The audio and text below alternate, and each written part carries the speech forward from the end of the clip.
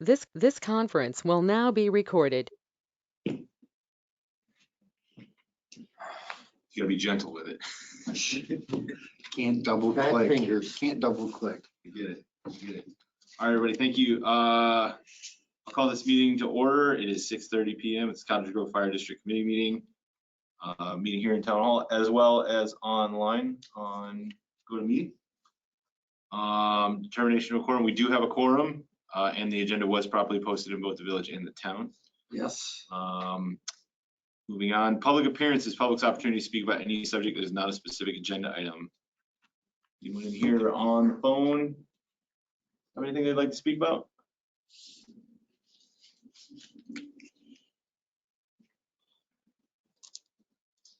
Take that as a no. Discuss and consider the minutes from the November 28th, 2022 meeting. I move approval as presented. I have a motion. Do I have a second? I'll second. I have a motion. Sounded like Sarah won that one. Motion and a second. Any discussion? All those in favor say aye. Aye. Opposed? Abstain? Motion carries. Moving on. Chief's report. Okay, so we're sitting at 44 staff still. That consists of 10 officers, 1 driver, 26 firefighters, and 7 probationary. We were at 297 calls on 12/15, which was last week. I think we're up to 302 right now is where we're actually at. This will put us right around 311 at the end of the year if we stay on the same average.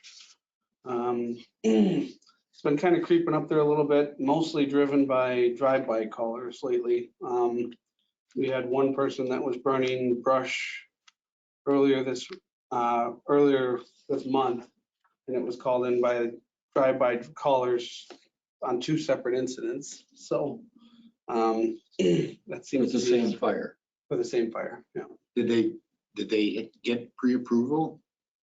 That was one where they didn't need one because it was in Pleasant Springs, correct? Yeah. Okay.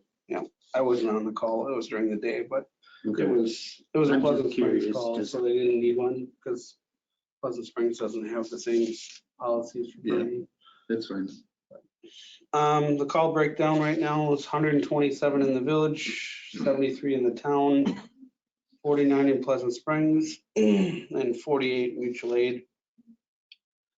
Still waiting on the tank manufacturer to repair the leak on tender 1. They are going to stop over probably next week at this point, but they finally got a hold of the people to get that straightened out. So hopefully soon that'll get repaired.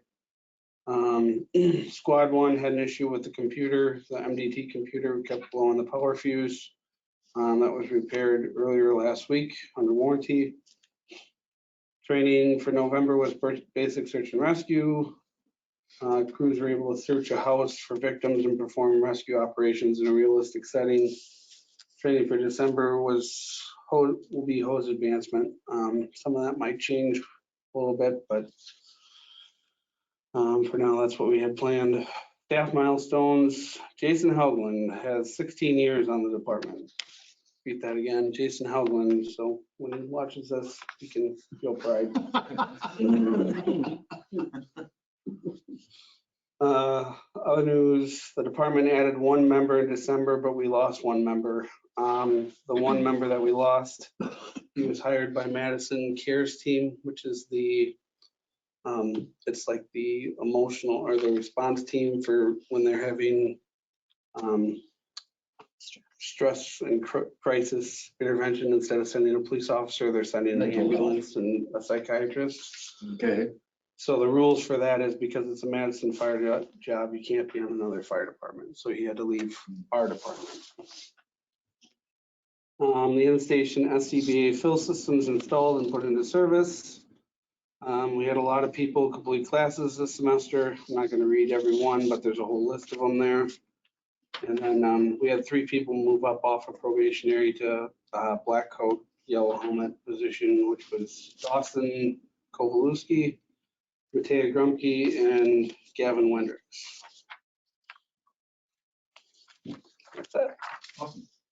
Just on a question, on the drive-by, what should be the protocol if you're in the town of Pleasant Springs or the town of Cottage Grove? Obviously, if you see burning brush piles, it's not, shouldn't panic, but. Because this came from the interstate. Yeah, it was seen by the interstate, so they Okay. drove by, they thought it was a house on fire, so they called in a possible structure fire. You know, a lot of the drive-bys are on the interstate. Okay. Some of them relate to incidents actually on the interstate, like there's a car that's maybe smoking. Somebody calls it in as a car fire, really it's just overheating, or, so then we get called, we drive up and down the interstate looking for a car, but it's already left because it's just overheating and it drove off. So, you know, they're back before cell phones, people had to actually stop and ask somebody if they needed help. Now it's, Yeah. everybody calls 911 thinking that it's an emergency, and a lot of times it's definitely not, so. I said there, I see you have like repeated false alarms in Cottage Grove Commons again. Is that No, like that the was same? earlier. That was way earlier. We haven't, knock on wood, Cottage Grove Commons has been a lot better since we've had conversations with them. They've gotten on it, and they had a lighting issue the other day, but that didn't really, we were called because it was fire code. The hallway lights were not working on one of the floors, but they fixed that on their own. We just got called, we looked at it, we called the property owner, and they took care of it right away. Okay. Thanks, Nick. The next one, discuss current state of liability insurance for fire district and fire department. Just came out of a council meeting last month. Just to get clarification for kind of just how everything's built. And I know we had a little bit of conversation, right? The policies in the fire department, the Cottage Grove Fire Department Inc.'s name, the town and village releasers and owners of the policy, and the town clerk as a contact. So I just wanted to get clarification around that. And I believe Kim invited Michelle is online from Michelle. Horton. And Tina, she's also too. So with I'm that, here with Tina, Tina. and Are you Michelle, you're on mute. muted? You're on mute. Am I on mute? There you go. You're good now. Oh, okay. I'm here with Tina Granger to answer any questions that you might have or concerns.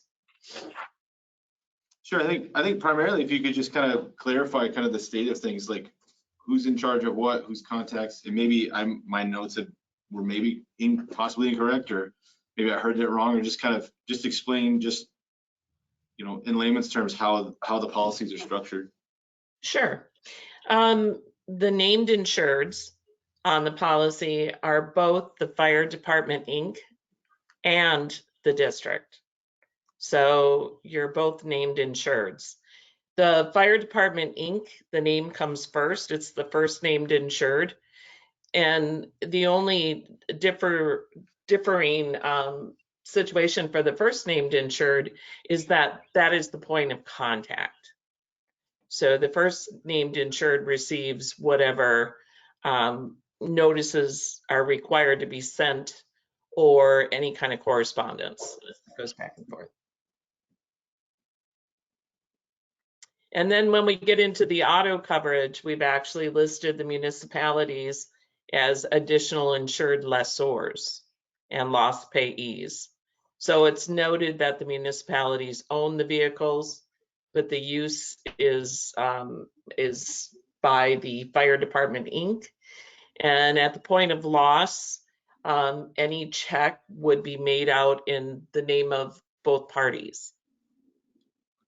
So actually all three parties. All three parties? Well, it's going to be the Fire Department Inc., the district, and then the municipality. It would be four, so there'd be four named parties? Well, they're indicated by municipality. Those vehicles owned by the town, the town's name would appear on the check. Those owned by the village, just the village's name, and the district and the Fire Department Inc. would appear. So the village would not appear on the town's check. So loss would be made out to parties based on ownership. Correct. Okay. And we were able to get that updated just recently. So that was confirmed to be accurate at this point.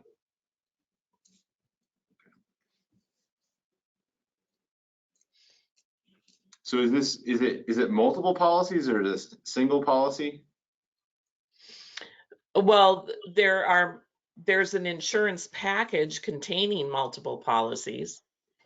We have a package that contains a general liability policy, a management liability policy, an auto policy. It's all in one package.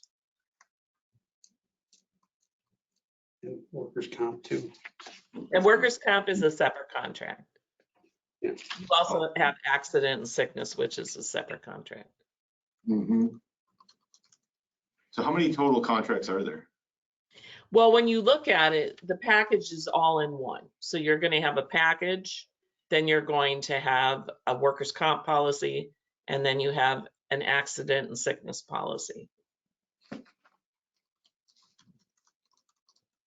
All included in one package. The accident and sickness and workers' comp are freestanding policies.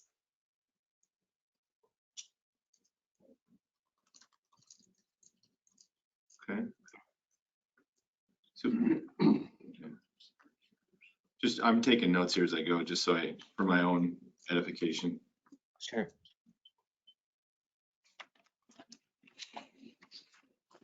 Okay. Michelle, I think one of the questions that brought this up last time was about the ownership of the vehicles and if the Fire Inc.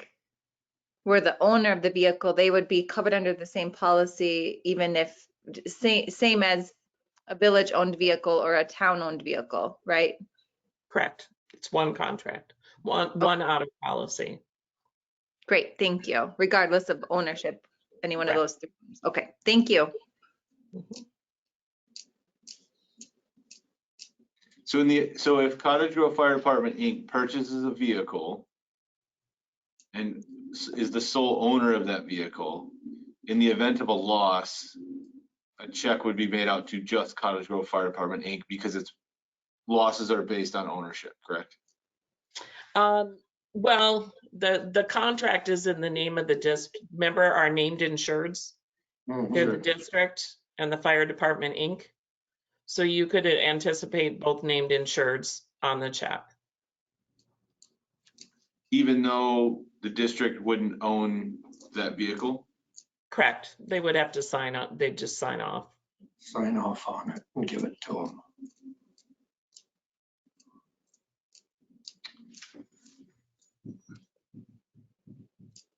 Okay.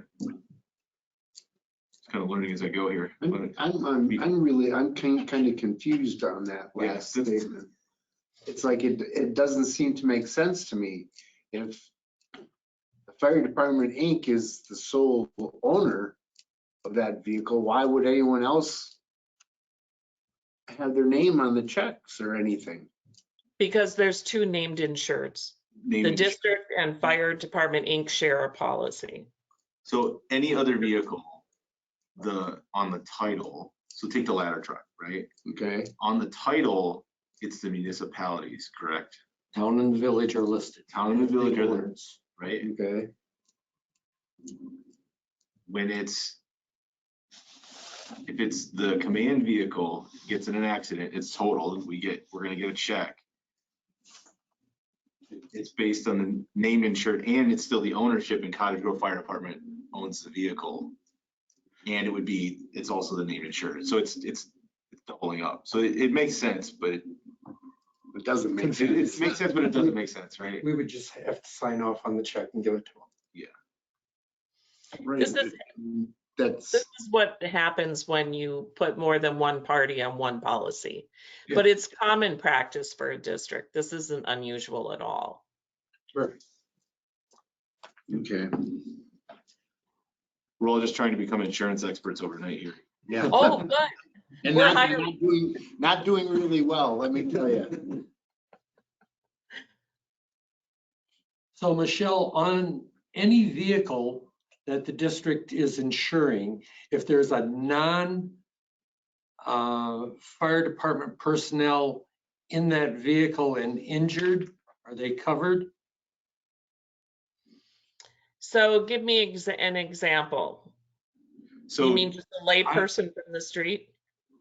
let's say it's Could be. let's say it's Classes. No, because. let's say Nick decides to go to a fire call and I'm making this up as I go, right? But Nick decides to go to a fire call and his neighbor gets in. His neighbor has nothing to do with the village or the town or the fire department. He's just riding along.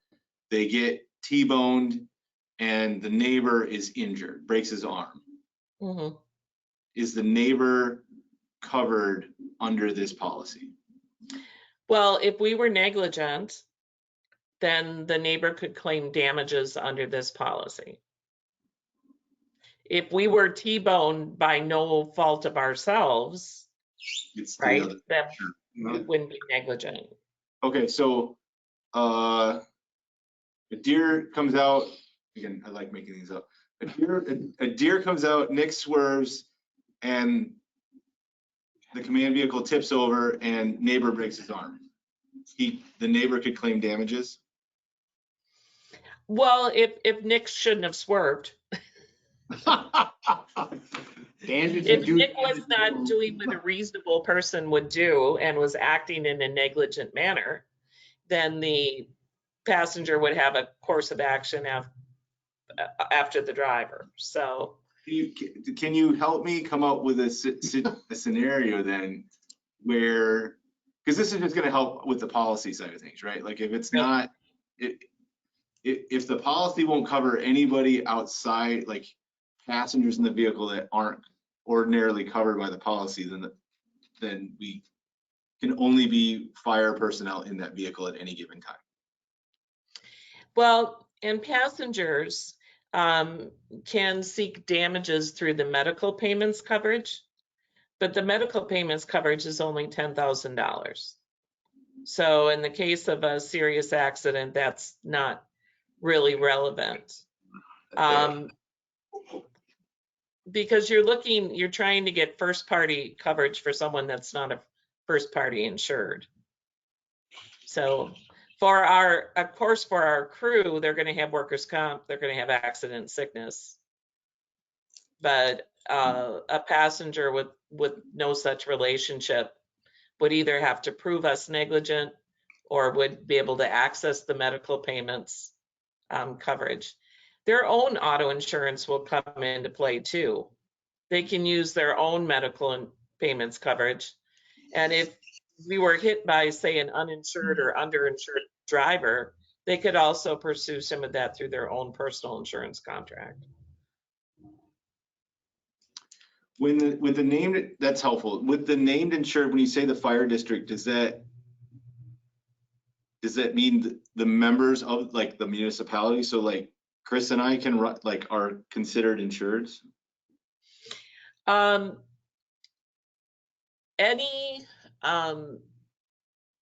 Any officer or director of a district is considered an employee under workers' compensation. So we would be. I'm not looking to get on the truck anytime soon. I'm just clarifying. No, but I think that it plays into why the package is there, because it covers the liability as well from a management perspective, I believe. Could you repeat that, please? Would the commissioners or the members of the joint board be covered under the management liability portion? Everybody's covered under the management liability portion. It's not limited just to directors or officers. It is coverage for wrongful acts that are not bodily injury or property damage. So decisions you might make, terminations, wrongful or hiring practices, whatever it might be, wrongful actions are what comes under that contract. Again, just asking just based on the policy, right? So like, is it,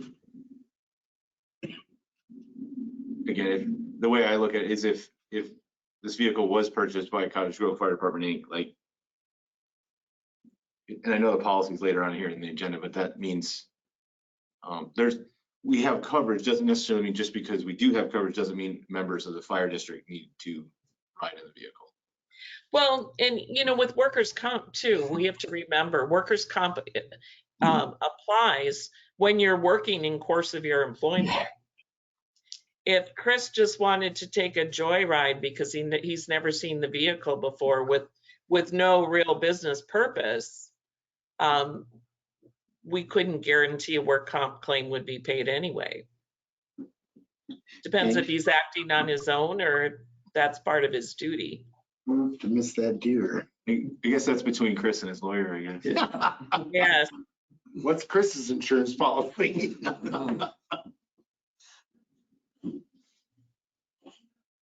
Then I go under the town. Okay. So is it easiest to say that all passengers or drivers of that vehicle should only be either elected members of the district or members of the Inc. to be covered without having problems? I think you would have to clarify that by saying members of those groups in the course of their employment. Right. But, Chris, I've been doing this a really long time. I've got 33 years with the fire service.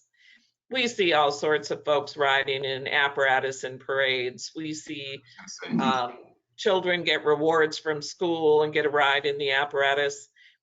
It's never been an issue. Okay. In my history, I've never seen a claim. I know you folks work with the utmost caution and concern for safety. And, we wouldn't put any limitations on you that only a specific person had to ride in the vehicle. Okay. Okay.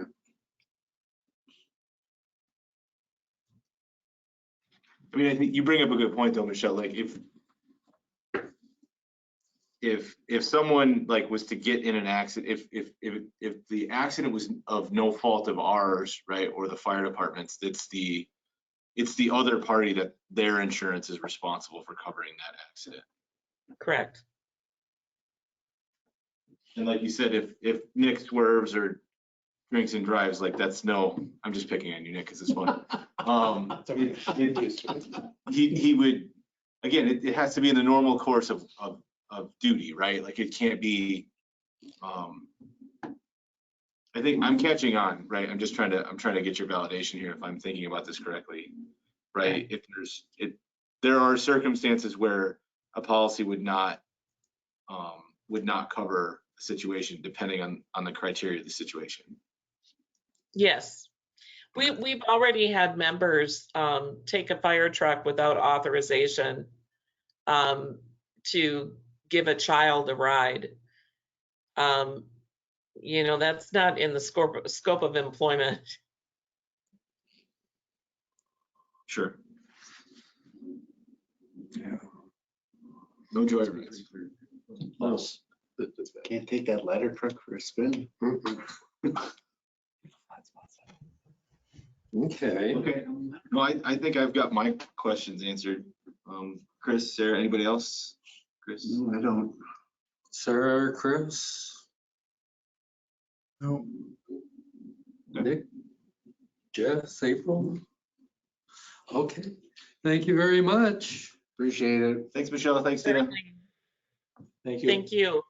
Have a good Christmas. You too. Thanks. Merry Christmas.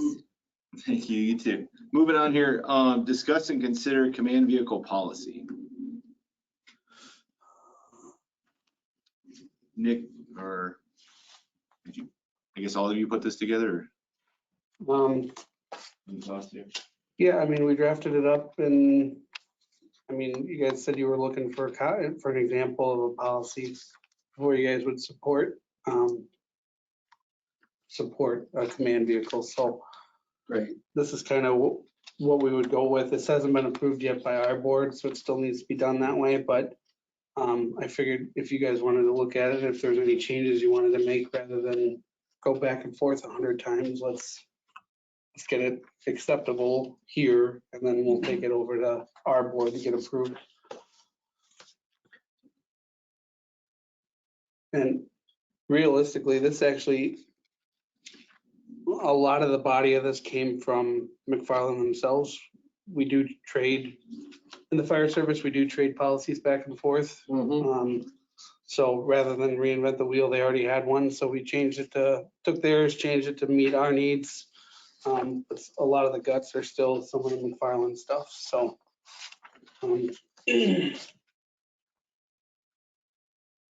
Ready for questions? Sure. In 2.3, where you're talking about the car should be returned within 30 minutes of the completion of the shift. Mhm.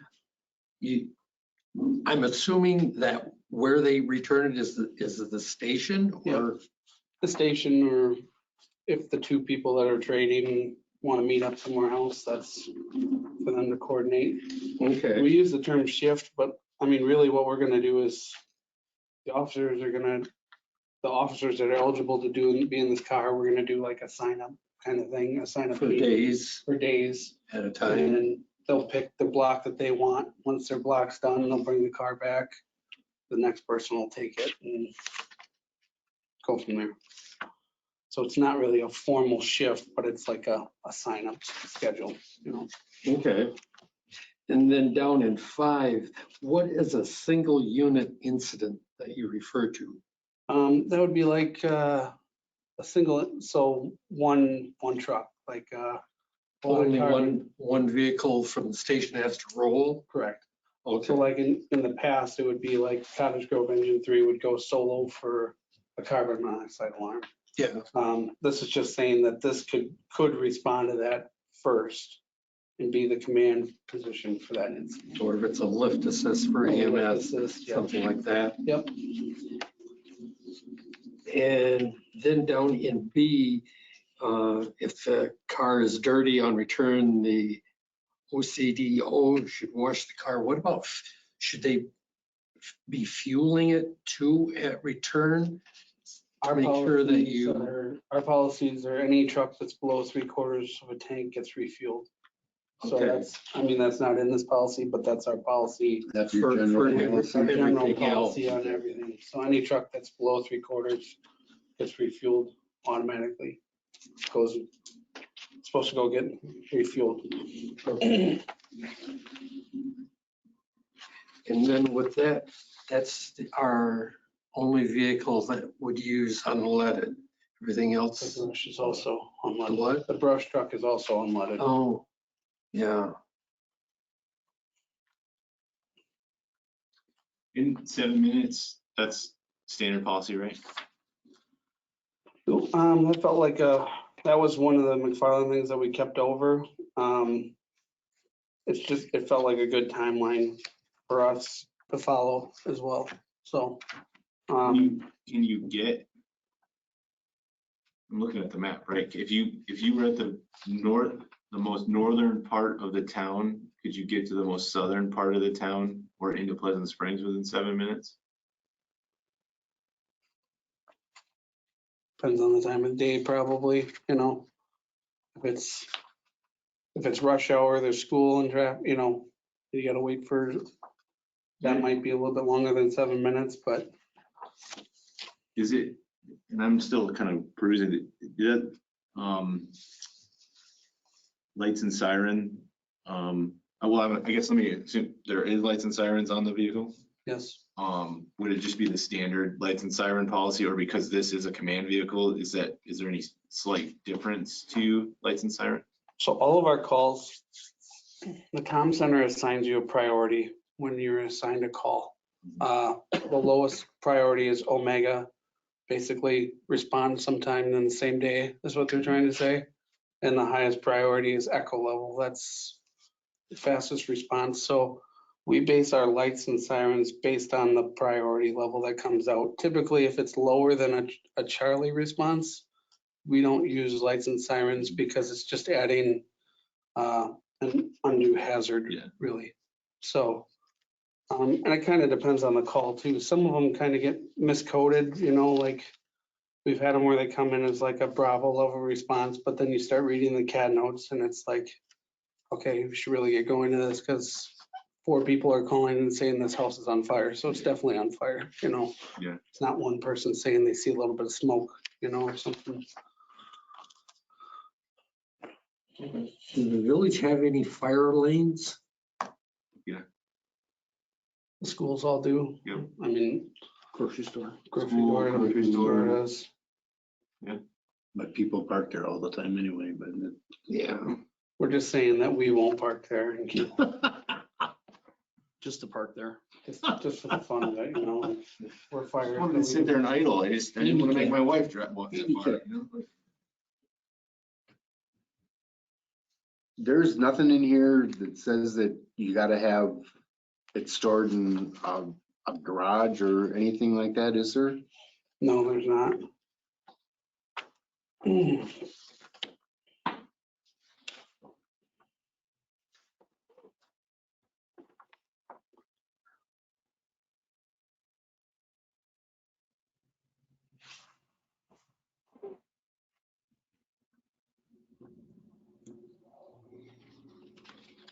We considered adding something like that, but McFarland didn't have that provision in place either. And Why didn't, is there any reason why they didn't, or? I think it's just, you know, not everybody's gonna have a garage to put it in, you know. Okay. I'm just curious that, I does think- that affect the time limits or? I think, you know, the plan going forward is gonna be like, people have to use their judgment too. If you know that there's gonna be tornadoes and hailstorms and you don't have a garage, you probably shouldn't take the car to your house. And that'll be made explicitly clear, you know. It should be somewhere protected if you know that there's gonna be inclement weather, you know, but, So where would we put it then, in that case? so we're working on a couple options, for dealing with the parade truck. There was a couple that we're looking at, nothing's been approved yet, but one option, we're looking at doing a vehicle lift, almost like, pretty much most fire departments do for antique vehicles. They put a heavy duty lift in the station and they put the antique up on the, up on a vehicle lift, and then they can park underneath it. So Sun Prairie's got that, Middleton has that, several departments around us that use that because. You have all that empty space up above. Right. So How much does one of those cost? we're still researching. I think it was like in the 5 to 10 grand range, depending on which, but that, you know, that would be something that the association would have to purchase because It's their it's to vehicle. deal with the parade truck. So No, we would, I understand. so that was one option. One member said that they're building a shed and when it's done, we could keep it out there, but I don't know if we're gonna end up doing that or not. So we have a few options going forward, but the plan would be to come up with an option for the parade truck. So there's a spot to park it and in the station in the event that it has to be parked there. What is auto aid within Division 115? So automatic aid. So Division 115 is our MABUS division, mutual aid box alarm system. Okay, So large incidents every year, all the fire chiefs in Dane County, actually the entire state, mostly the entire country, we build these cards that deal with responses. All cards have like an automatic aid unit to some extent. So like if we have a structure fire on the east side in the town, we have an automatic aid engine coming from Deerfield. If it's on the south, it's like McFarland. So there's some units where we might be added as an automatic aid for a chief once we have this car. It's saying that if that happens, then that car would be allowed to go do that as long as the person in the car is capable of filling that role. Certified. and what is an interdivisional strike team? When an That's part incident of- gets really big, you start getting called into other divisions. So one example would be there was a recycling plant fire in Racine. We got called Division 115 got called to send units over to it because they had exhausted all their resources. So a strike team, it's like 5 units from our Division 115. So they'll send like 5 engines and a command vehicle.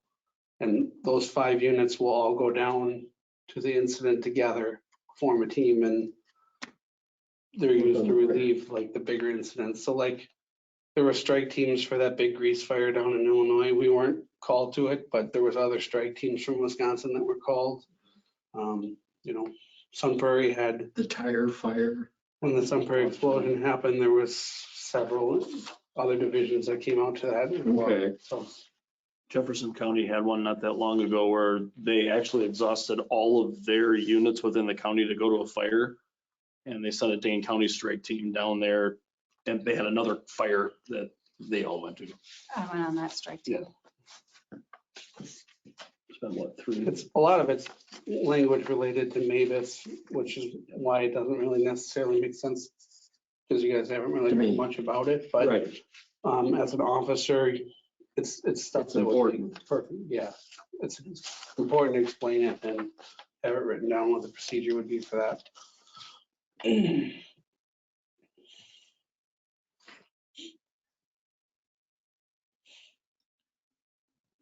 division has its own Facebook page. Yep. Hmm. I don't know how well they manage it, but they have one. Yeah. Last post was in October, but yeah, there's It's not heavily funded.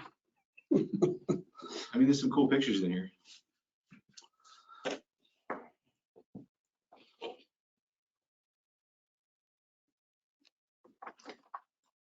So in the past, when you get a call, how many times is that officer, the on-call duty officer, considered part of the crew that needs for that vehicle to leave the station? Currently, it's 100% because we don't have any other option. The officer gets on that truck, but okay, so let's say Jess and I are usually the first 2 people to the station, and it's trades off between who's that Mhm. person, but Or me in April, or depending on the time of day. what time of day it is. And what happens is the chief officer will be in the officer seat of that truck. In a larger incident, I will not join the teams or whoever that officer is, myself or Jess or April. We won't join the teams doing the work. They'll take over the command role. So really, it actually takes a spot on a truck that somebody else could fill. We could put a lower ranking officer in that seat. And they could actually work with the team because we have company officers and we have command officers. So company officers are the lieutenant positions. Yep. The captain and higher are command officers. So we want to get to a point where we're using the company officers in the front seat of the engine and command officers in the car so that the company officers can work with the team, stay with their team, they'll join the team inside, I guess, kind of thing. But with the current equipment and staff that we have, when you get a call, how many times is that command officer needed to be in that vehicle to have your 4 people, is it? For it to roll? I mean, we pretty much always wait till we have the minimum and then we roll. So, I mean, I guess taking that one person out, would it change a lot? Probably not very much as far as waiting because there's Okay. usually another person coming, so.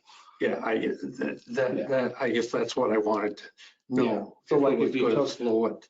If you took one of the 3 of us out of that seat, would it delay the truck a lot longer to get it out the door? Right. 99% of the time, no.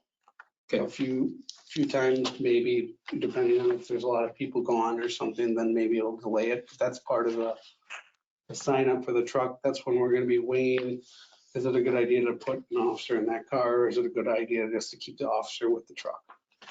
So, I think it just depends. I mean,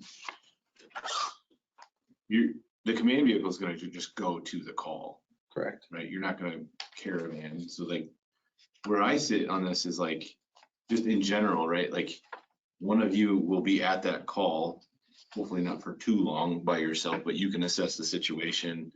And if there's like, the notes that you get, right, are only so accurate, right? It's like, once you get to the call, you can then reassess the situation and say, okay, these notes are completely wrong, or yes, they're on the money. And and again, in all of our conversations, I tend to go to like the worst case, less than 1% chance. Like, you get there, the notes are completely wrong. You need at least 2 more vehicles, like call everybody, or you go to a Mavis, right? Like, it's just a really horrible situation. And like, every minute counts, right? So you're there in the command vehicle, you're doing what you need to do, right, to assess the situation, and then call for more backup if needed.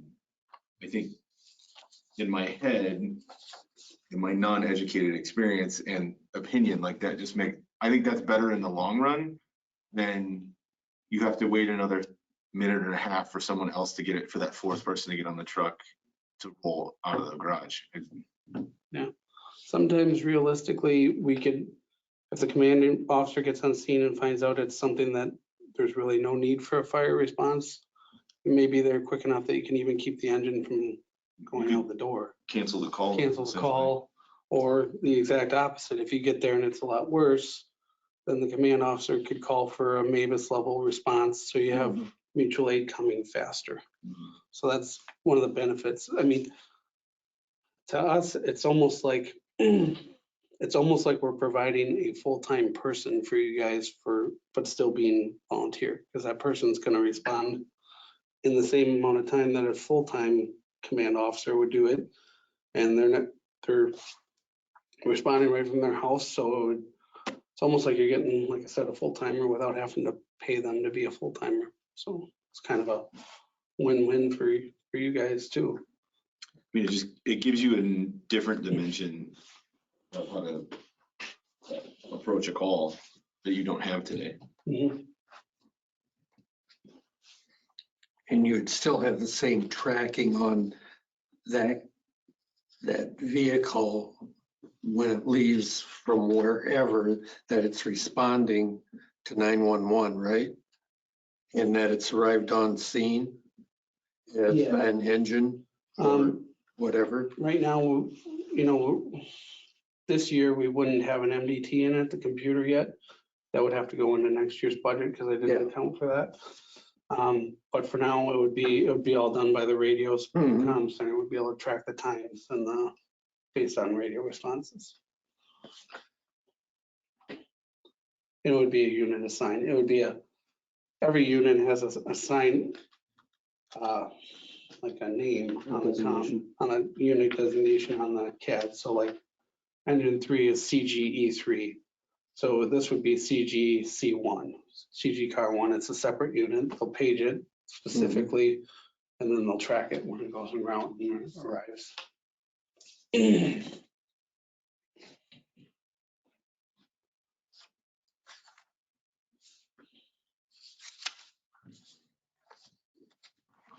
think for me, and I'm curious from Chris and Sarah on your take here. I mean, I just would like Rick or Larry to take a look at this.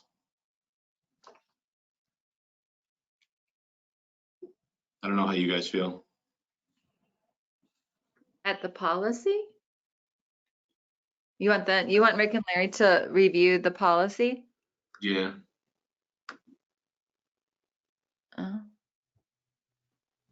Okay, I guess I feel like I'm not married. a lot of I'm not confidence in our chiefs to write a policy that's gonna work for them. I don't know that, I don't have much say or input. I'm not a firefighter to be able to say what should be in that policy. I don't know if Rick or Larry would have.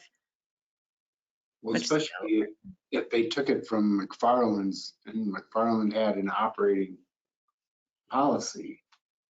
You know what I'm saying? If they based. Yeah. I mean, again, I'm not married to that idea. I was looking for feedback more than anything from Chris and Sarah from a village perspective.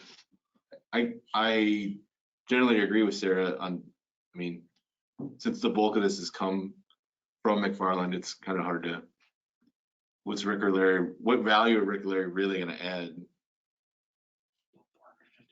Yeah, that's kind of what I'm wondering. You know, I can only really reflect also on how our processes are for Deer Grove EMS, and there are some policies that we send to the EMS attorney to review. Most of those are related to employment or, so I don't know that this one would need, I don't know, for the chiefs in the room, have you sent other policies to attorneys to review? The only one that most of our policies have been written by us and vetted by our board. There's one policy that we did actually send off to an attorney, which is our DEI policy, diversity, equity, and inclusion, just because of what's all entailed with that one. We're like, we're not experts on this, so let's get a second opinion before we just throw this one out there. But most of them have been just us with no I guess attorneys. here's another question then, Nick. Like, at the end of the day, when it comes to, when I think about Cottage Grove Fire Department, Inc., and ultimately, I guess my question is this policy a Cottage Grove Fire Department, Inc. policy, or is this a district policy? This would fall, I mean, It's under operations though. this would be under operations, so I would So it's fire department. consider it Fire Department Inc. Inc. Okay. I mean, all of our policies technically, by the way that everything's set up, technically we're a contractor, Yeah. right? So this would be a policy that for our contractor, us as a contractor to follow. Mhm. And I mean, like, has the district traditionally approved your policies? Okay. We think the only one that we ever looked at was the appointing of the chief, that we had to, that Individually. the town and the village got to approve of whoever they wanted to make chief. Yeah, so typically all of our policies are, like I said, drafted by us and then approved by our board. But you guys, this board requested to see it. So like we were saying, we have no problem accommodating whatever you'd Yeah. like. So I think more than anything, and Sarah's kind of helping me think through this, is that, yeah, I think then in that case, yeah, Rick and Larry don't need to see this at all, which then makes me wonder if the only policy we've ever approved was the fire chief provision, and as far as policies, do we even need to necessarily approve this one? Yeah, but we asked them to bring it to us. We did. In terms of the agenda, it was a discussing. No, yeah, but I think from my perspective, we asked that there be a policy related to the command car. mhm. So I think we just wanted to see, will there be a policy? Yes, great. I don't think we need to approve it. I think that sets a precedence of things having to come to this commission and us wordsmithing your guys' policies. I don't think we need to do that. Or to- sure. Yeah, like I said, either way, when you guys asked to see it, we wanted to show you, yes, we have a policy. We're gonna have a policy, and like I said, we have no problem being transparent with whatever you guys would like to 100%. see. I think we've more, from my point, was more just to the operational logistics of running the meeting more than anything. So, but I'm totally with Sarah. Like, there has to be, at the end of the day, there is some separation, right? Because the more we start approving everything, then it's like, it becomes questionable as to, are you a contractor or are you a municipal department, right? So we just want to keep that separation of duties. Appreciate you bringing it though. I guess my only feedback is still that 7 minutes. I still keep wondering. Yeah, I don't know how they can, I just wonder, I genuinely curious, if I ran lights and sirens, could I get to the northernmost point to the southernmost point? So to give you just an idea, so we have an expectation that we roll a truck out those doors in no longer than 6 minutes. Okay. Which means that we would have an expectation. So like if you're thinking about times, we want to be on scene in the village under 9 minutes as best we can. And on scene anywhere in any township in under 14 minutes. Those are our ultimate goals and our benchmarks that we want to make. So 7 minutes, if you're responding directly from your house, Yeah. Isn't that unreasonable? I can think of one person that might have difficulty making it from Gaston Road to the farthest southmost point in Pleasant Springs. Yeah, I can think of one person. Maybe a couple others on Gaston Road, but Yeah, I mean, it's, at the end of the day, like, again, it's best effort, right? Like, we're trying to aim for 7 minutes, but if you got there in 8, like, Yeah. still best effort. It's not, there's no teeth here that's like 7 lashings, right, in a public square somewhere. It's just like. No, but it is an operational policy review though. I mean, we check all the times and like we've shared with you. So like the policy's got to start somewhere, right? Yep. So, I mean, you hope you can do it, but if all the calls come and they're all right on by Mike's house, that makes it really fast response. Then 7 minutes isn't a big thing. If it's a captain responding from Gaston Road to Nora's or Springers or wherever, I mean, we might the have to church, look at the that church, 7 minutes and the go, church, you know, it takes time because of the winding roads and if it's, you know, weather, deer, everything else that goes on. So we review all the policies every year. It's fun. Snow drifts and 20 below wind chill, so I get it. Cool. No, thank you for bringing that. I guess the only other thought I still have on it is that it needs to be stored inside when you look at the weather out there today. And I think we agree with you. The three of us, we know we're fine there. If it's like To this, ensure that.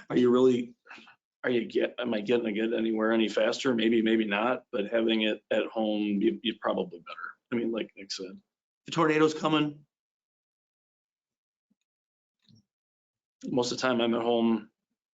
It's nice. I'm right there. It's good to go, but And it's how many times do you get warning that far ahead of a tornado? pretty good.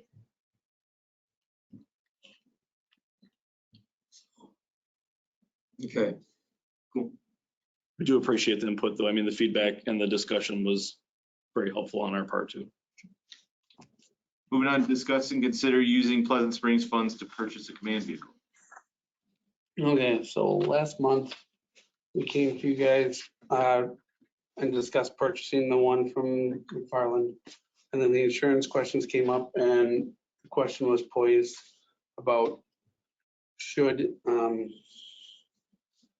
if we're gonna put the insurance on it and pay for fuel and maintenance on it, both parties felt more comfortable with the municipalities owning the vehicle.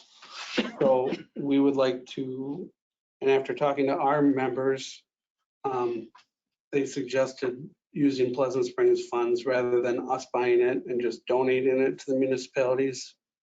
This way, the municipalities would own it and neither municipality would really have to pay out of pocket for it. And so we were wondering if we could use Pleasant Springs funds to purchase the car. Talking about. So the vehicle itself is 26,500. And then when we drafted it up for we approved 36,000 so we could re-graphic it, fix any lights or anything, put radios in it, that kind of thing. So we're looking for a not to exceed of 36,000 from Pleasant Springs funds. I guess I have to ask, do you find the command vehicle more important than a ladder truck? So ladder trucks are gonna cost us $1 million plus. There's 2 to 3 million and $2+ million in the financial management plan right now. as of today, we got 90,000 saved. We got 90,000 saved and then 30 on the first. We'll The put it in, 65,000 that was revenue will become into the savings, so you'll be at 150, roughly 140 to 150,000 after and January that's a 1st. long ways from 3 million. Yeah, that goes towards Right, nothing on the ladder truck. We still have that squad coming. squad's coming in 2024. I mean, my big worry is that once we have it and once we get to use it, it's gonna be awful tempting to come up to us in 25 or 26 and say, hey, guess what? We need another command vehicle. And if we're looking at upwards of $3 million for a ladder truck, I don't see how on God's creation we can, get a command vehicle. I mean, realistically. So, I mean, I guess you're asking if one's more important than the other. I mean, different purposes, right? Yeah. I understand that. I don't think it's a completely fair question, to say which one, like, I understand your point that, yes, that amount of money is going to be a large amount of money for both municipalities to absorb. I mean, which is one of the reasons why we suggested purchasing it earlier, because it would be 1.7 as opposed to 3. And I understand why both municipalities didn't go that route, because you don't have the money set aside for that, and that makes sense. But realistically, I didn't think that taking the 36,000 at this time for the benefits that you're going to gain would be too detrimental of a setback, I guess. I mean, I understand there's going to be quite the shortfall with, if it's really 3 million by the time you have to buy it. Yeah, that's a lot of money. And we understand that budgets, and we're not trying to minimize that. But on the other hand, purchasing a brand new command vehicle, the one that McFarland's using to replace this one is approximately 80 grand. So it's saving over half the cost. So in 5 years or 6 years, are you gonna come back and ask the commission to approve $80,000 for a new command Our vehicle? plan would be to use the same schedule we use as the other trucks, which would be a 25-year life expectancy out of the truck, which would put it at 2037 for replacement. Because it's a 2012. 2016? It's a 2012, so 25 years would put it at 2037, which is 4 years after the last apparatus has to be replaced, which is engine 4, I mean, excuse me.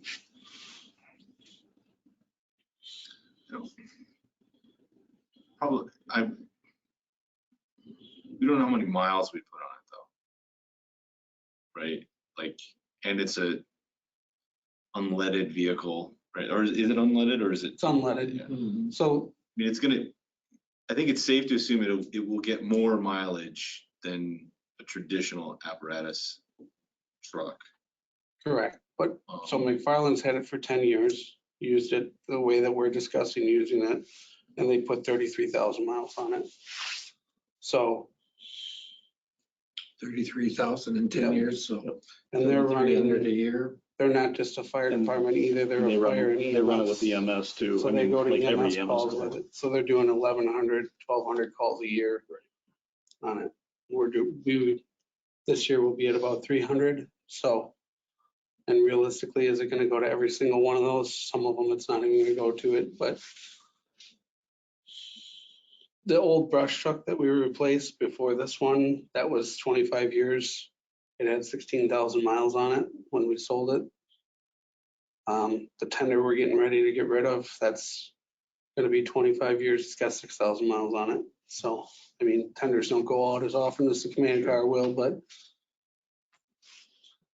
I think from a budgeting standpoint, I think it's awfully optimistic to consider 2030s for this replacement. mhm. So like again, maybe if you shave 5 years off of that, or 6 years, I think that's just to be reasonable for a budgeting. So 2032 then is what you're talking. Yeah. It's still more reasonable. 10 years I from think now. from where I sit on this, like, I absolutely endorse a command vehicle. I just paying with it with Pleasant Springs funds I think is problematic. Do we even know what is in that? What's the fund balance right now? You said it was, In Pleasant Spring, yeah. Right now, 90,000, a little over that, and then we'll add 65 to it next year. we're going to add 60 to it January 1st and another 60 to it at the end of next year. So we'll have We'll be at 270 at the end of next year, if nothing gets used. How much did we use last year? In 2022, How about, tell me 21 and 22. 22, I can tell you 22 off the top of my head, which was the 2 tender maintenances. Those were 1,200 a piece. So that's 2,400.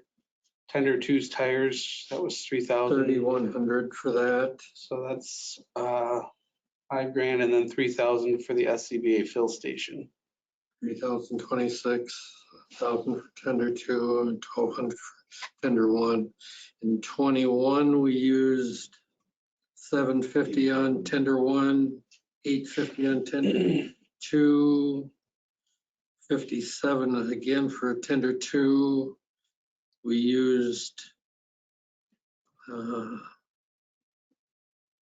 34,000 plus for capital expenses. That was turnout gear.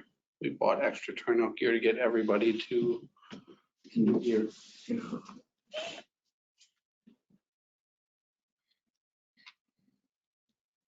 Nick, can you remind me, Did the lowest price still go? sorry. Sorry, go ahead, sir. Oh, I just was, you said 2 prices. There was the price for the truck, and then there was, you added some extra money to get it wrapped and kind of outfitted, right? Did I understand that right? Mhm. Yes, I'm sorry, I didn't hear you. Yes, correct. Okay, so I'm wondering, I'm just curious if we were to use the Pleasant Springs money to buy the actual truck, do you think the association would be willing to pay for that additional amount of the wrapping?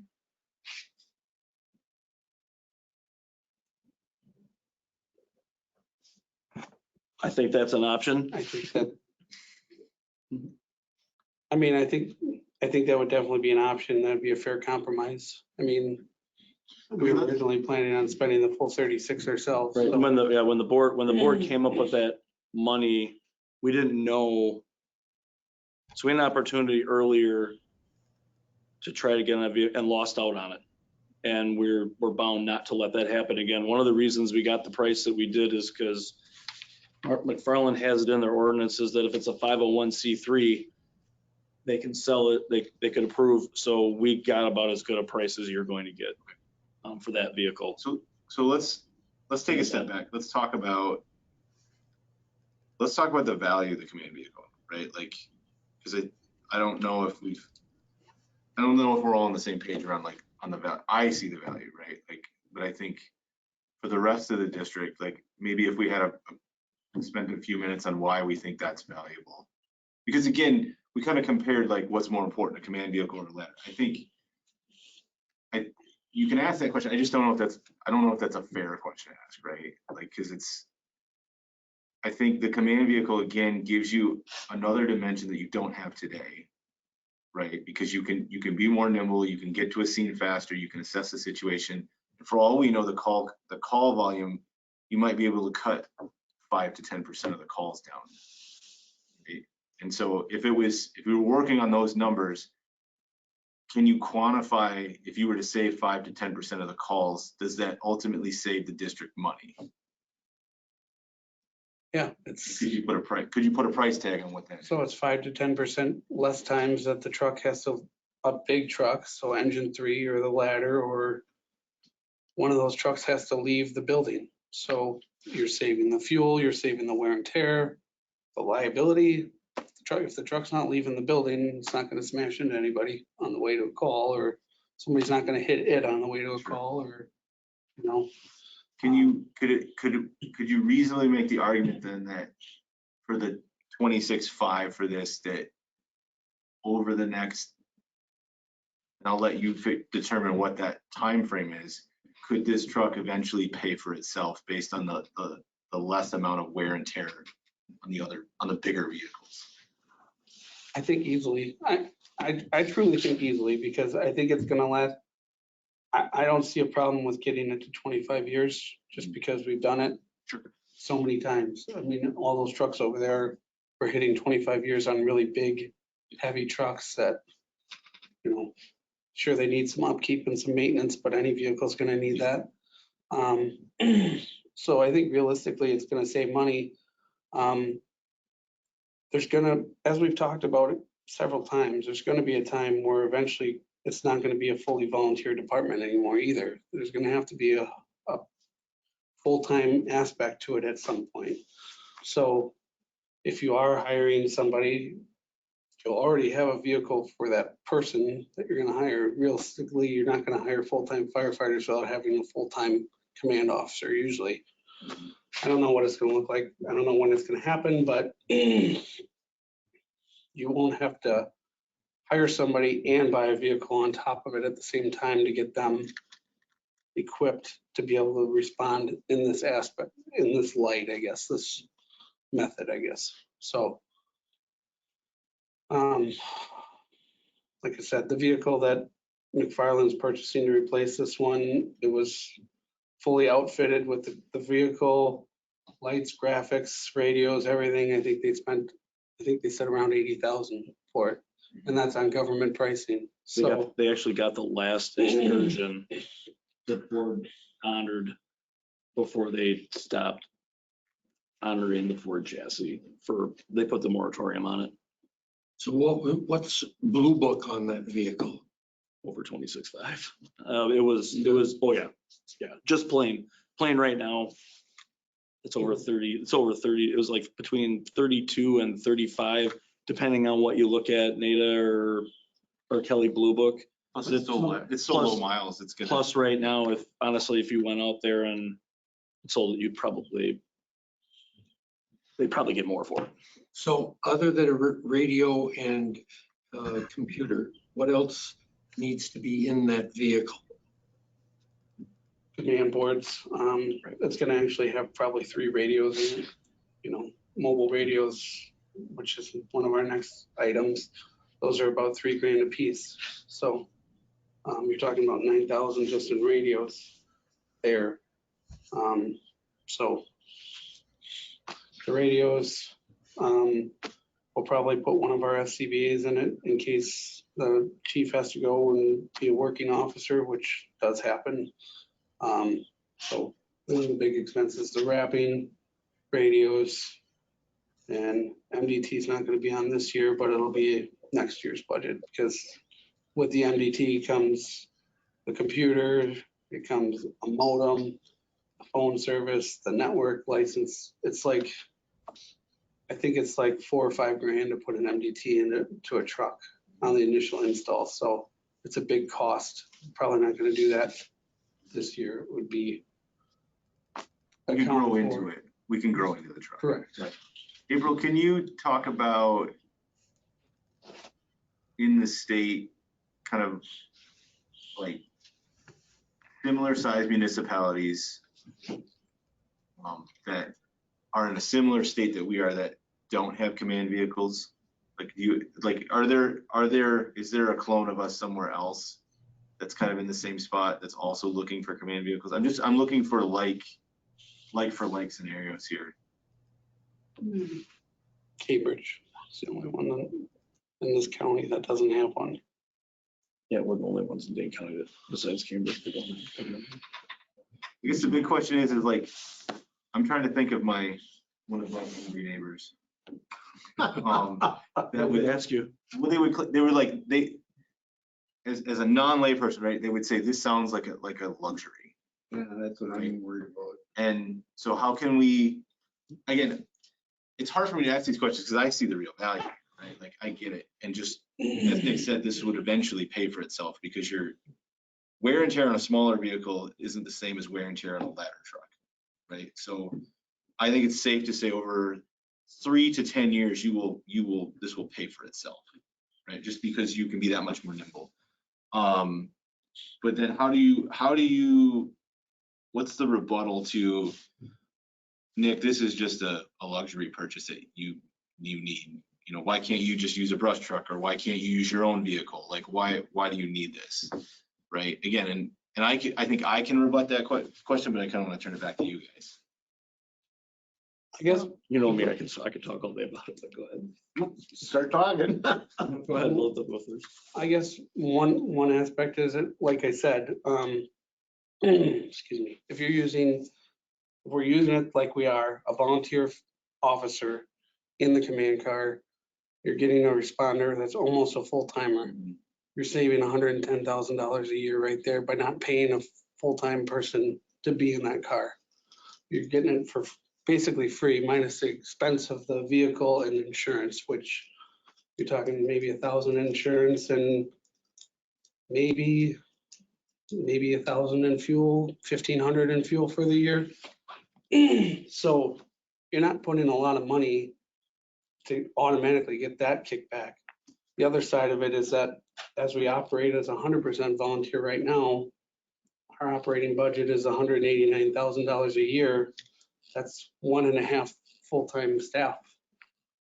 So if you had to go to a full-time department, you're talking $1 million, 1.2 per year that we're saving both municipalities by just being volunteer.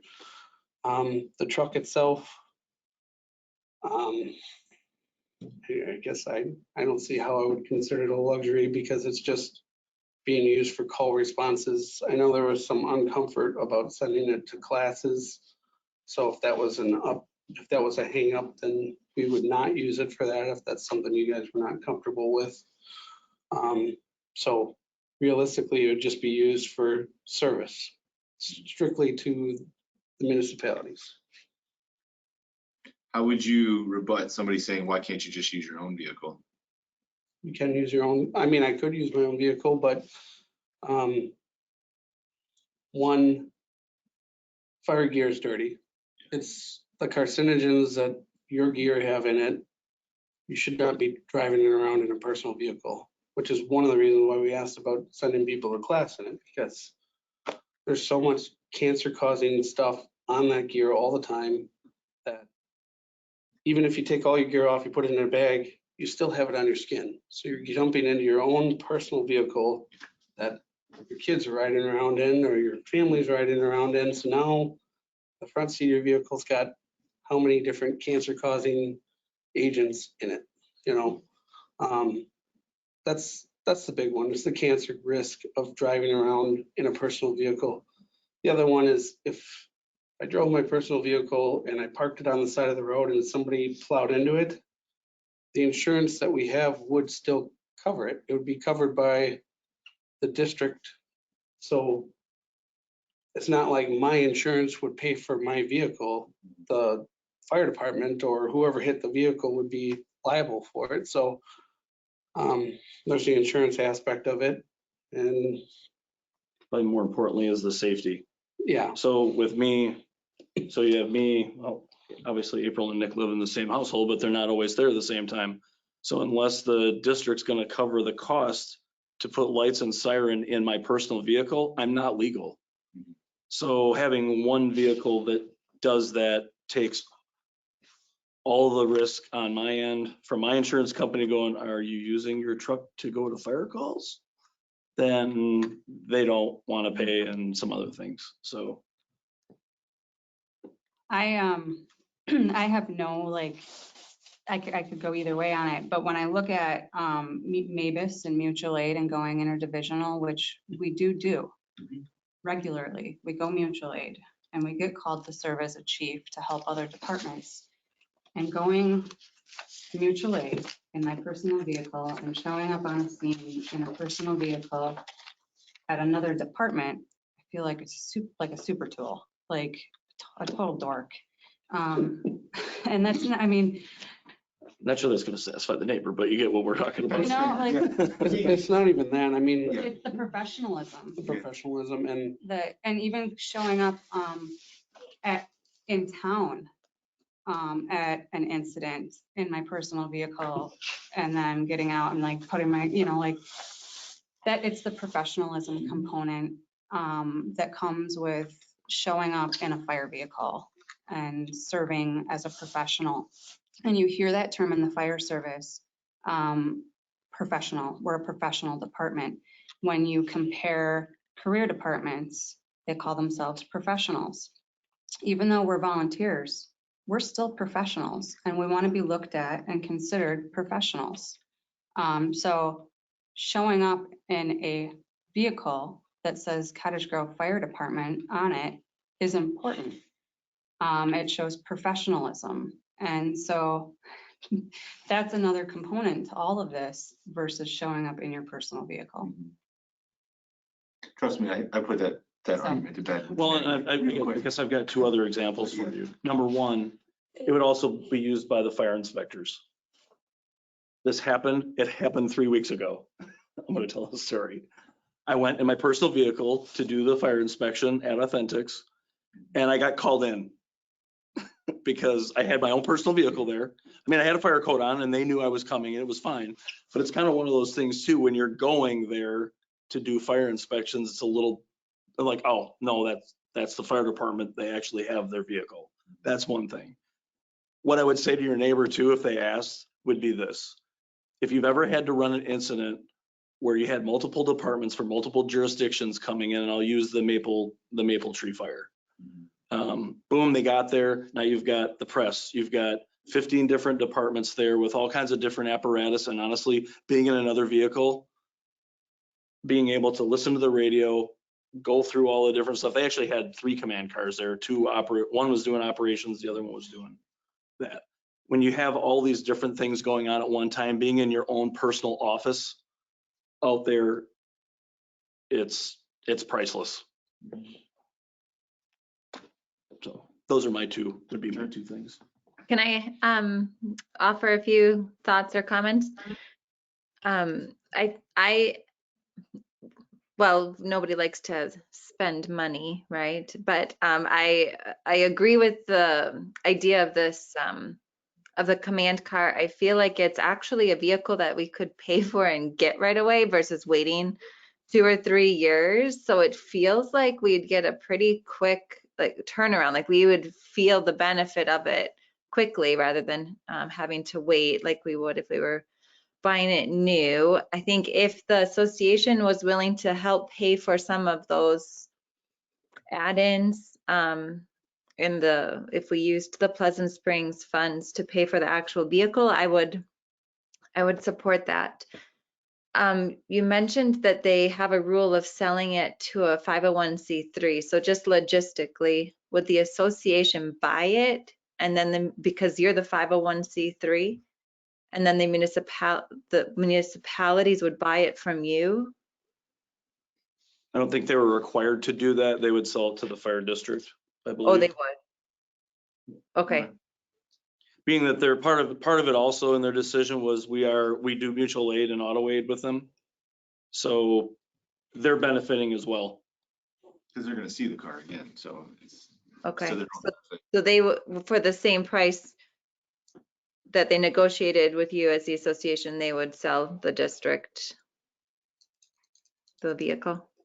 I believe they would, but if they wouldn't, then I don't see why we couldn't do it exactly how you described, where the association buys it and then the municipalities reimburses the association and just titles it in the municipality's names after it's bought. Is that what you're worried about? Did I mark you up?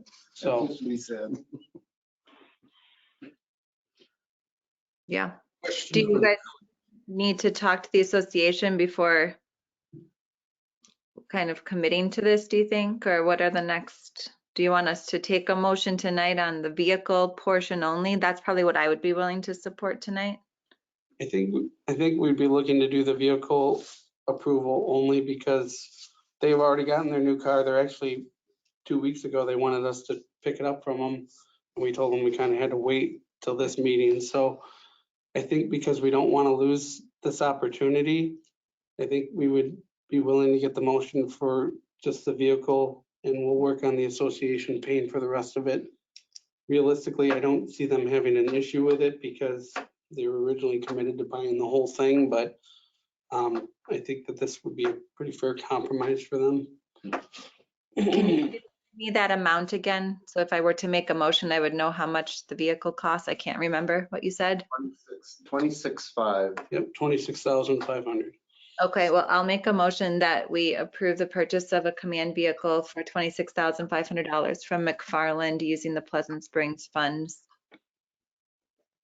I have a motion for purchase. Do I have a second?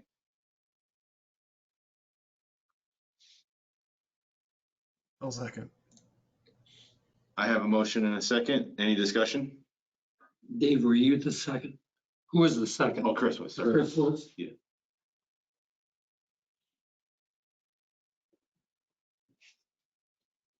Been taking a page out of John's book to like, if I'm running the meeting, try not to second or make motions. I have a question for the village. Sure. Do you have any police cars that you're selling this? We went down that route about a year ago or so. We tried. That's negative. We tried. You that. know? Yeah. No, and they're too high mileage anyways. You would never get 25 years out of them because they anywhere from 200 to 300,000 miles on them. And they're adding officers. And To ranch shifts. officers, thank you. So the new guys get all the really high mileage, well-worn ones. We did approach that last year, right around this time last year, we asked, because they were buying a new vehicle right around this time last year, and they were selling the old one originally, with the plan was to sell the old one. So we asked if We ended up keeping that one. and then, yeah, they said they ended up keeping it for, I think it was Public Works ended up taking it, but I think so, but I mean, like, they're just very high mileage vehicle.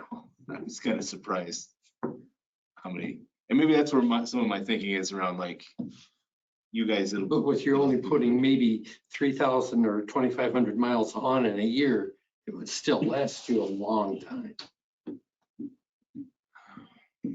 I don't know. Farland only put I don't think 3,300. we have one. I don't think we have one to even talk through. Like, I don't think there's anything to even offer. Okay. Unfortunately, like you said, I think they're adding, how many officers are you guys adding? Three. Three? in a former life, I was a car salesman for a very brief time. And anything over 150 to 200,000 miles, I get really uncomfortable. It's just old habits die hard. And yes, cars are made to last again, apparently, but I just, I looked at it from that perspective too, because one thing about municipal vehicles, regardless of how high mileage they are, at least they're getting their oil changes, they're getting the maintenance, so they're usually well maintained. But which is why we're like, hey, if we can reimburse the village or somebody for $5,000 to get an old cop car and make it work, great. Yep. With that, all those in favor say aye. Aye. Aye. Aye. Opposed? Aye. Aye. Abstain? Motion carries 3-2. Moving on, discuss and consider the flooring replacement in the basement. 2 months ago, we discussed, there's several areas down there that have some carpet, some really old carpet that's kind of in rough shape. So I was asked to get a few quotes for it. I did email them to everybody, so for those of you guys that are on virtually, you should have it in your inbox. But 3 different companies, with the most expensive being the one that came in today at $13,966.91. Yeah. And the cheapest one being Non's Flooring with $6,960. So what they would remove all the carpet, remove the one area that's got VCT, which is what these tiles are called, underneath it. So they'd have to remove those as well, do the surface prep, put down glue and put the new tile in. And then replace the rubber baseboard around it Oh, so there is VCT under the carpet? in one area, the big Just squad one room. area, okay. Yep.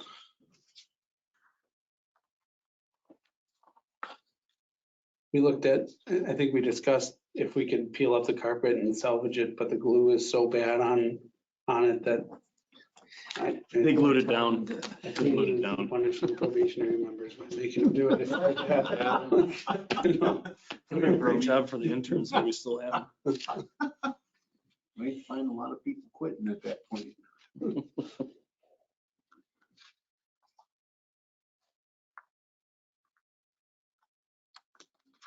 Any questions for the chief?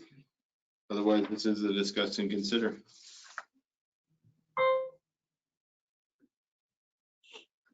Can you just remind me what account this is coming from? And we have enough money in it? Yeah, where's this? This was from the ESP, the Emergency Services Building. I imagine it would come out of the 40,000 that we put in for the emergency service building repairs. For next year? Yeah, Okay. All right, I move that we approve the 69, well, no more than $7,000. The estimate from Nuns Flooring. who? Nuns Flooring, I know that. Randy Farnsworth. That's what it says, Nuns Oh. Flooring at the top. Tile with style? Yeah. Okay. I have a motion. Do I have a second? Second. Motion and a second. Any discussion? All those in favor say aye. Aye. Aye. Opposed, abstained, motion carries. Tile with style. Randy Farnsworth. Cool. Next we have discussed status of new radios and grant application for radios. Okay, so we found out 2 days ago that we did not get the AFG grant because they really like to make you go down to the very wire on it for some reason. So I've got GenCom who gave us the original quote. They're refreshing the quote. I asked him to do it Tuesday. He said he'd have it to me hopefully by tomorrow. Both municipalities already approved using the ARPA funds. So as long as it's not above what we originally quoted, which I don't think it's going to be, I think the plan would be to order them unless there's any objection to that, I guess. I'd be surprised if they aren't more. I mean, they're more, but when I wrote up my prices, I took what he had quoted me and I added 20% to it. So they have gone up from what I originally was quoted by him, but I don't think they've gone up more than the 20% that I Within the increased. margin of what you added, so we're still. Quite a margin. Well, You underpromised and overdelivered. there's, unfortunately, with how volatile everything is right now in the fire market, I actually got worried that 20% wasn't going to be enough. Really? So it sounds like maybe it is. The other option we're looking at too is that obviously Deer Grove was on this grant. They're going to be buying radios. Deerfield was on this. I think that they're set up to be buying radios also. So we're looking at maybe doing a group purchasing. When you do group purchasing with something like this, you actually save more money because you're buying a larger quantity. So I think Jerry and Chief Lang and us, we're all going to kind of get together once we get our prices back and try to coordinate ordering as a group to save even more, as much money as we can, obviously.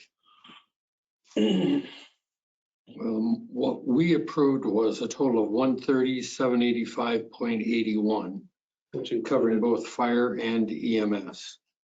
that was just fire, 130, that 130, blah, Yeah. that was just fire. And then 77,995 plus 24, 111.61 for EMS.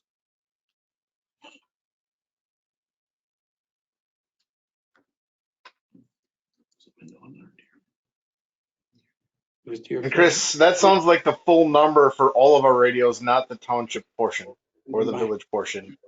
That's total amount. Total amount. Yep. The 130 was Correct. total.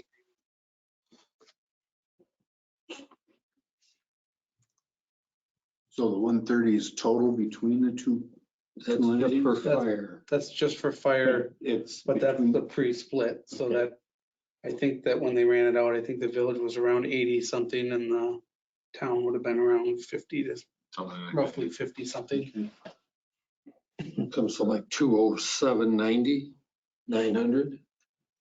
If you add them both up. Yeah, and it was all ARPA funding in our workshop, so.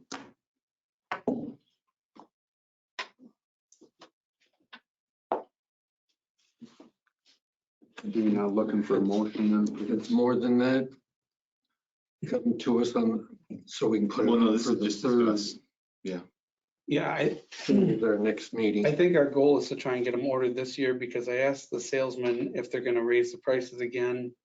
And he said they don't tell them in advance, but since it's been May, since the last one, he wouldn't be surprised if the first of the year they increased again. So I think our goal would be to try to get them ordered, at least ordered before the first of the year because that'll lock in the pricing. And then if you want, I asked both the town and the village how they wanted to do it, if they wanted us to pre-bill it, so it's on 2022's budget, or if you wanted to do cash on delivery, and neither one really said which way they wanted to do it, but. I mean, it's ARPA funding, so it's available now. Right. So, I just didn't know if for I your mean- balanced budget, doing your budgeting. I mean, at this point, it's the 22nd. I mean, well, depending on how you look at it, year's over, you know? So I mean, like, it's, You can get the order 23. in, I get it in. So 23. I mean, I don't have a horse in the race because it's all, I don't think come January 2nd, I'm hoping there's no price increase, but like you said, your sales guy, like, they don't tell him, but Get it locked in. I would think his quote would be good for minimum of 14 days. Yeah, he hasn't given me an So- updated one though yet. Go ahead, sir. Nick could put in the order in 2022 and get the 2022 pricing if it's cash on delivery, even if we don't get him till 2023, right? Yeah, that's what that's what the plan Okay. would. Like I said, he's supposed to give me the quote tomorrow. I don't know why he didn't have any urgency considering how much money really is coming into it, but It all depends, is it his end of his fiscal year or not? That's what, Commission? But I mean, we're talking about our two departments here. Yeah. Deerfield and possibly Monona, that's 4 departments. You're probably looking closer to $500,000 worth of equipment rather if than. it's end of Q2, he doesn't care. If it's Q4, Yeah. different story. If he's a July 1 to June 30 person.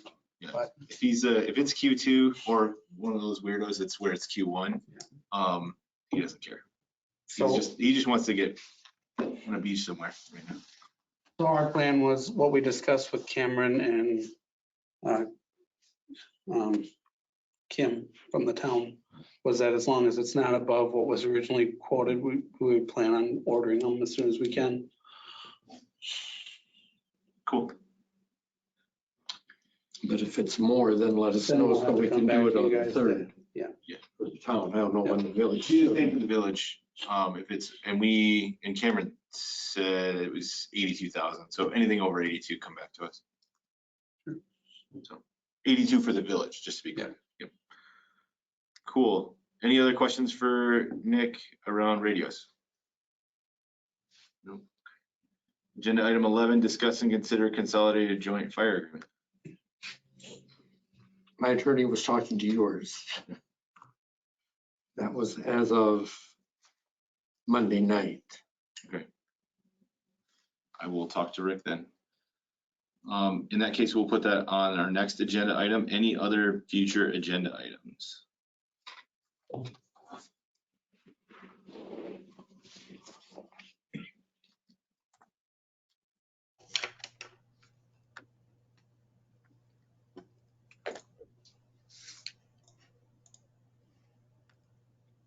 If no other future agenda items, next meeting date is tentatively, let me. 23rd. Monday, January 23rd at 6:30. Does that work for everybody? Yep. Yep. With that, I will entertain a motion. Adjourn. I have a motion for adjournment. Do I have a second? Second. I have a second from Chris. All those in favor? I, Aye. Opposed, abstained, motion carries. Thank you, everybody. We'll see you next month. Merry Christmas, everyone. You too.